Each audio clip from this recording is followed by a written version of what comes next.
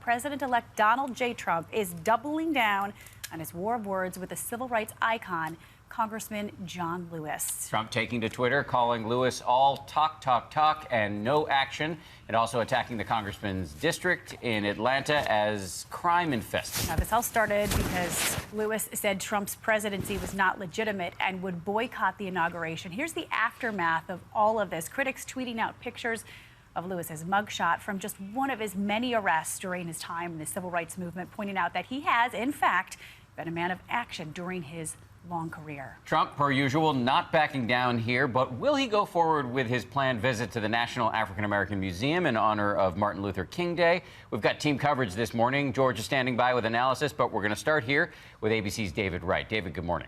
Good morning, Dan and Paula. Lewis is one of 18 members of Congress who will not be attending the inaugural, and his decision not to attend getting lots of attention. Here we are, the eve of Martin Luther King Day, and this icon of the civil rights movement says he doesn't view Donald Trump's presidency as legitimate.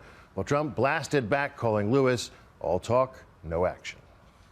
Others have called John Lewis the conscience of the Congress, a living link to Dr. King's dream. Lewis still bears the scars from a brutal beating he received crossing the Edmund Pettus Bridge in the March on Selma, 1965. Bloody Sunday. He's been a fighter for civil rights ever since. And yet, when Lewis told an interviewer he's boycotting the inauguration for the first time in 3 decades, I don't see this president-elect as a legitimate president. Donald Trump went ballistic, lambasting Lewis as all talk, talk, talk, no action or results, and suggesting Lewis should finally focus on the burning and crime-infested inner cities of the U.S.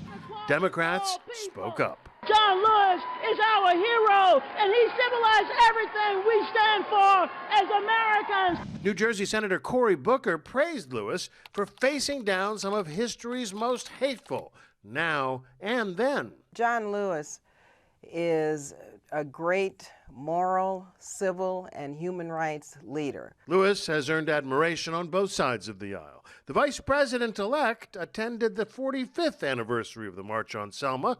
Mike Pence calling him a legendary civil rights leader.